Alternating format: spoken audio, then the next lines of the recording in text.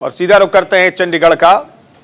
कांग्रेस के प्रदेश अध्यक्ष नवजोत सिंह सिद्धू क्या कह रहे सुनते हैं। 4 करोड़ रुपए के तेल बीजों से जो तेल निकलते हैं वो इंपोर्ट किए जाते हैं, और अगर दाल को मिला लो तो 1 लाख करोड़ रुपए worth of dal and oil seeds के जो ऑयल निकलते हैं वो इंपोर्ट होते हैं। हम वो पैसे साइड में रखेंगे और through Punsup and Markfed we will do procurement and give legalized MSP.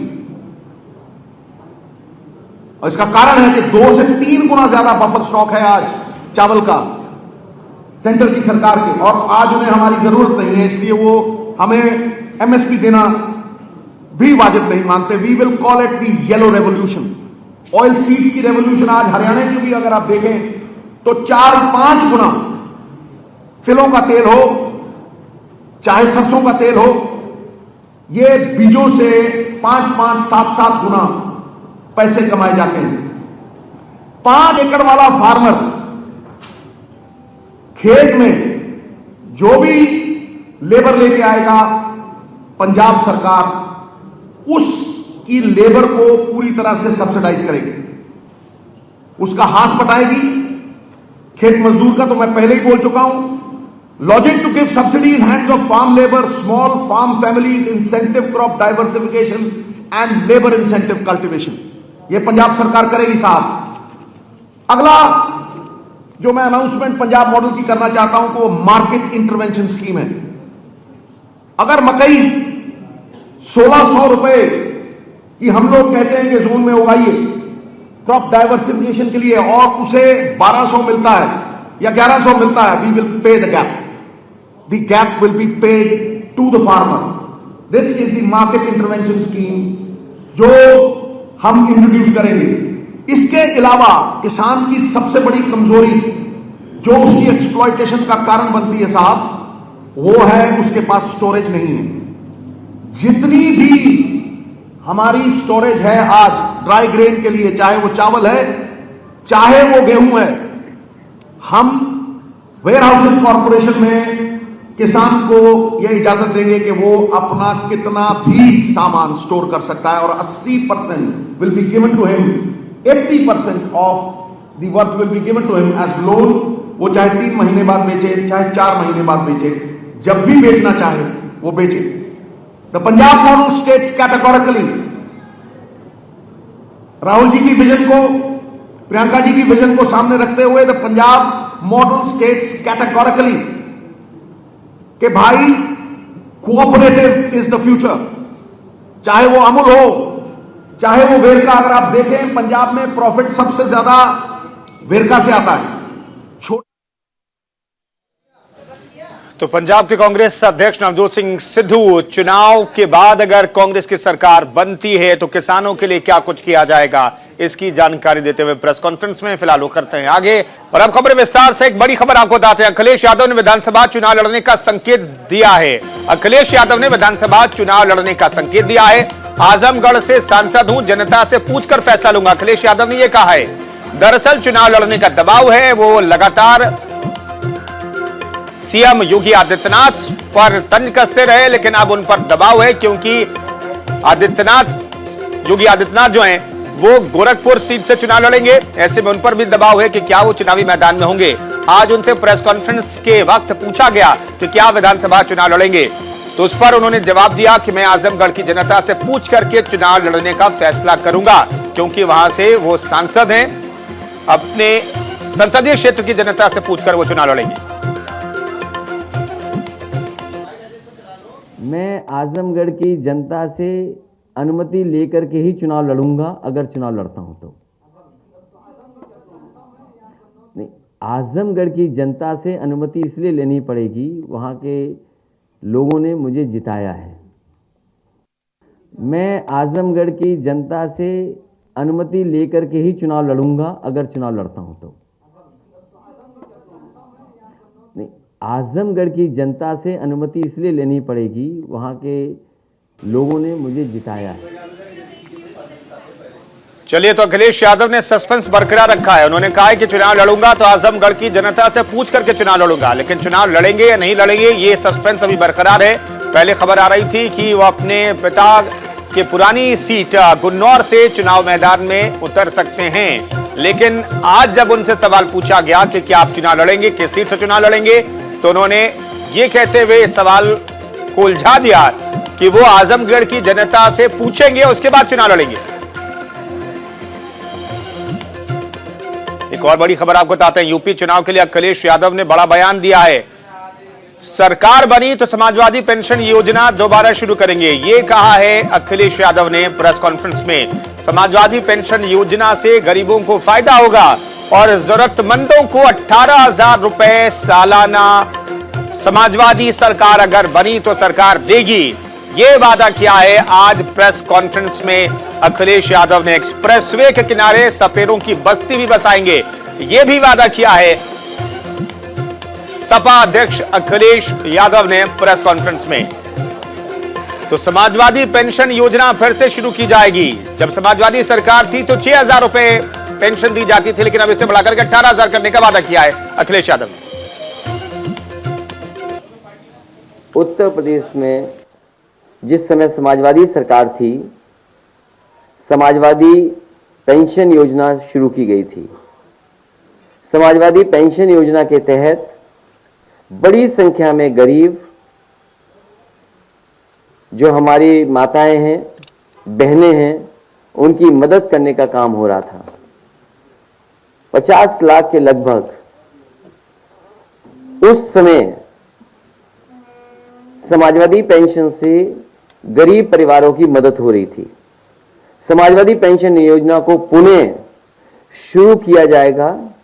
इसके अंतर्गत वृद्ध जरूरतमंद महिलाएं, बीपीएल परिवार, उनको प्रति वर्ष 18,000 रुपए पेंशन देने का काम समाजवादी सरकार में किया जाएगा। लखनऊ में पीजीआई के पास सपेरे रहते थे और उन सपेरों को जगह ले ली गई थी आवास विकास के माध्यम से। उन सपेरे परिवारों की कोई मदद नहीं हो रही थी। समाजवादी सरकार बनी थी, लोहिया आवास के साथ साथ उन्हें समाजवादी पेंशन से भी जोड़ने का काम होना शुरू हो गया था। मुझे याद है कि कन्नौज में बड़ी संख्या में मुझे अक्सर हमारे कार्यक्रम में सपेरे मिलते थे, सपेरे समाज के लोग मिलते थे। और पता नहीं क्यों सपेरे समाज के लोगों से हम समाजवादियों का लगाव रहा है। वो हो सकता है इसलिए भी कि जो हमारी पहचान थी, अगर हम किताबें पढ़ें, पुरानी पढ़ें, तो जो राइटर्स थे जो भारत आए, उन्होंने जहां जहां भारत को किस रूप में लिखा, उन्होंने ये भी कहा कि भारत स्नेक चार्मर्स की देश है।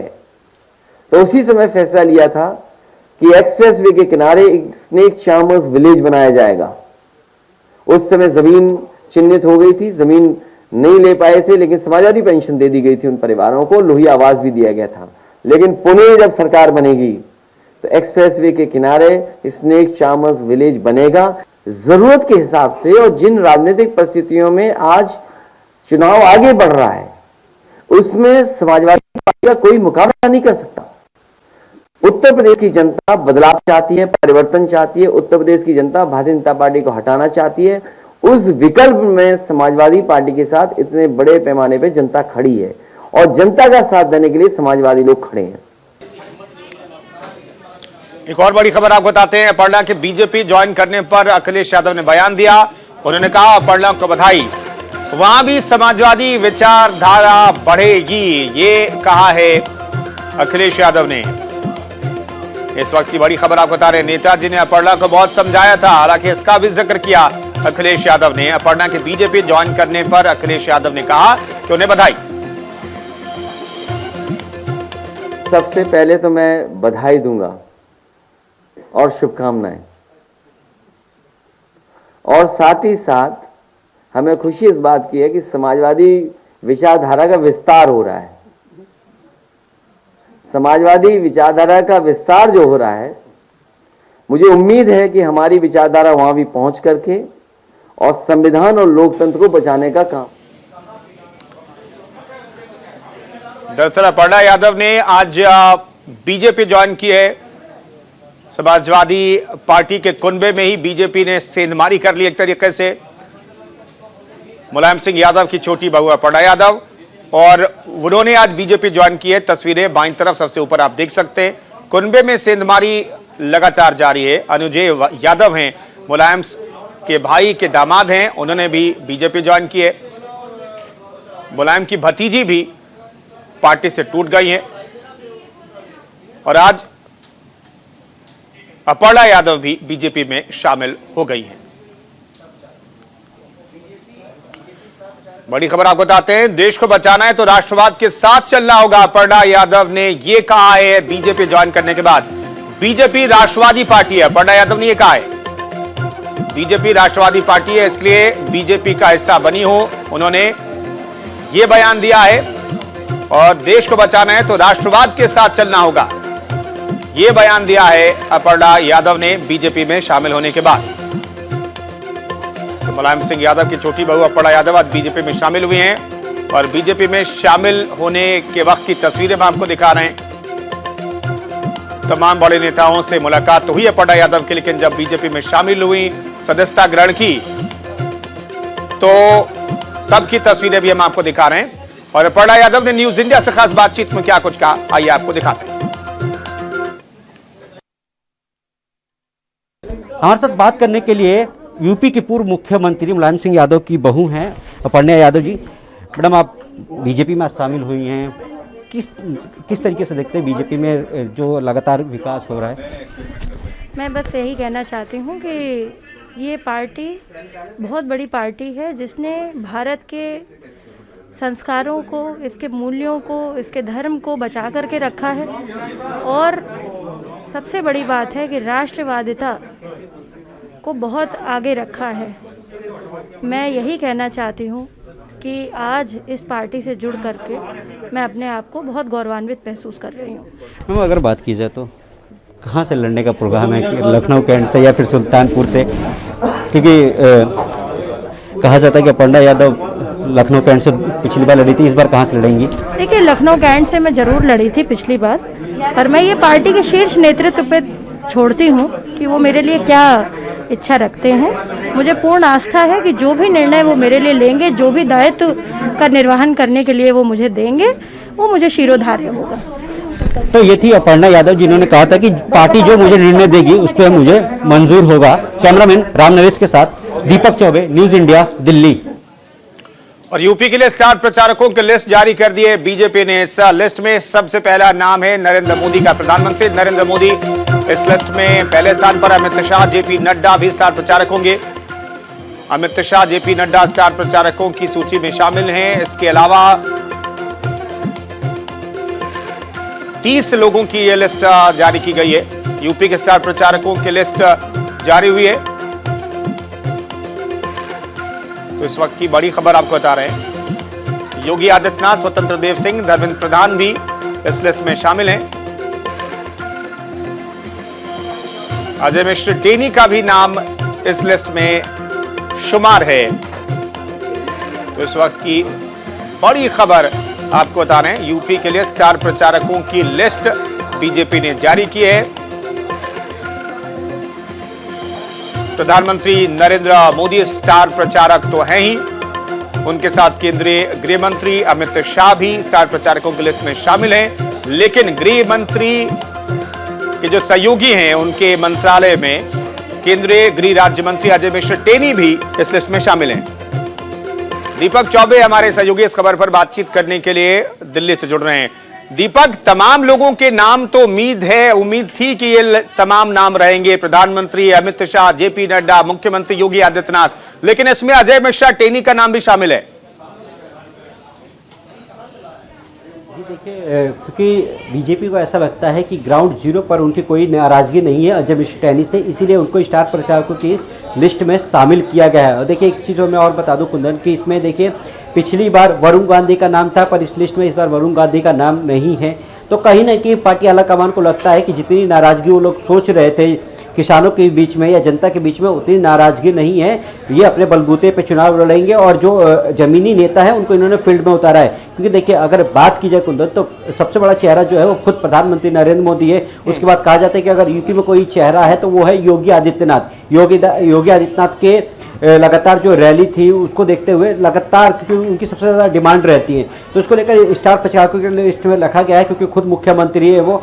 तो ये सारी चीज़ें देखिए, इसमें वरुण गांधी का नाम नहीं है, पिछली बार था उनका, तो ऐसे कई जो नाम है वो नहीं है, इस बार अजय मिश्रा टैनी को ऐड किया गया है। तो अब देखने वाली ये बात होगी कि क्या जो बीजेपी सोच रही है वो जमीनी हकीकत पे हो पाएगा कि नहीं हो पाएगा, ये बड़ा सवाल है। क्योंकि अगर आप अजय मिश्रा टैनी को बना रहे, वो भी पश्चिमी क्षेत्र में सबसे ज्यादा उनकी रैली रखी जाएंगी, तो जो, क्योंकि कहा जाता है कि जब किसान आंदोलन जब हुआ था तो सबसे ज्यादा गढ़ यही था, तो इसको लेकर देखना होगा कि बीजेपी आलाकमान क्या सोच रही है। कुंदन, शुक्रिया आप दीपक इस खबर पर जानकारी देने के लिए आपका। तो बीजेपी ने स्टार प्रचारकों की सूची जारी की। एक और बड़ी खबर आपको बताते हैं, दिल्ली के त्रिलोकपुरी में संदिग्ध बैग मिला है। इस वक्त की बड़ी खबर आपको बता रहे हैं, दिल्ली के त्रिलोकपुरी में संदिग्ध बैग मिला है। बम निरोधक दस्ता मौके पर पहुंच चुका है। दिल्ली का त्रिलोकपुरी इलाका जहां पर संदिग्ध बैग मिलने की खबर मिली है और फौरन से वहां पर बम डिस्पोजल स्क्वाड पहुंचा है। और ये सीधी तस्वीरें हम आपको दिखा रहे हैं, बम डिस्पोजल स्क्वाड वहां पर मौजूद है, उस बैग की तलाशी ली जा रही है। ये पता लगाने की कोशिश हो रही है कि इस बैग में आखिर है क्या। आपको याद होगा कि कुछ दिन पहले, हालांकि इस बैग से कुछ कागजात ऐसा लग रहा है कि निकले हैं, ऐसा प्रतीत हो रहा है। गौरव मिश्रा हमारे सहयोगी इस खबर पर बातचीत करने के लिए फोन लाइन पर मौजूद हैं। गौरव, यहां पर संदिग्ध बैग मिलने की खबर मिली है। देखिए कुंदन, अगर बात करें, अब से थोड़ी ही देर पहले दिल्ली पुलिस को एक फोन कॉल आया था और उस फोन कॉल में कहा गया था त्रिलोकपुरी का जो मेट्रो स्टेशन है, खास करके मेट्रो स्टेशन का पिलर नंबर जो 59 है, वहां पर 2 संदिग्ध बैग हैं जो कि काले कलर के हैं। वो काफी देर से वहां पे पड़े हुए थे, लेकिन किसी ने फोन करके सूचना दिया, क्योंकि इस वक्त अगर बात करें राजधानी दिल्ली की, राजधानी दिल्ली हाई अलर्ट पर है और कल ही आईबी ने 9 पन्नों का जो एक अलर्ट एडवाइजरी है उसको भी जारी किया था, जिसमें तमाम वीवीआईपी जो है वो निशाने पर है। खास करके खालिस्तानी संगठनों की बात करें, आईएसआई की बात करें, तो इनके साथ मिलकर के वीवीआईपी लोगों को निशाना बनाया जा सकता है। इसको लेकर के दिल्ली में एहतियातन जो है सुरक्षा व्यवस्था बहुत चाक चौबंद है। हालांकि अभी जो सूचना हमें मिल पा रही है, मौके पर पुलिस बल के जो जवान हैं दिल्ली पुलिस के, वो पहुंच गए हैं, दमकल की गाड़ियां पहुंच गई हैं और बम निरोधक दस्ता जो है वो इस वक्त वहां पे पहुंच चुका है। खास करके जो बम मिलने की सूचना थी उसके बाद से आसपास के एरिया में अगर हम बताएं तो तमाम एहतियातन जो तैयारी है पुलिस की वो कर ली गई है। हालांकि ये पुष्टि किया जा रहा है कि वो क्या कोई बम है या कोई बम हो सकता है, क्योंकि देखिए बैग जो है वो संदिग्ध है और काफी देर से पड़े हुए थे, तो ऐसे में पुलिस जो है अभी जांच कर रही है। जी कुंदन, तो बम डिस्पोजल स्क्वाड वहां पर पहुंचा है। हमारे सहयोगी गौरव ये जानकारी हमें दे रहे हैं दिल्ली से। शुक्रिया गौरव इस खबर पर जानकारी देने के लिए। फिलहाल उस बैग की तलाशी ली जा रही है और पता लगाने की कोशिश हो रही है कि आखिर उस बैग में है क्या।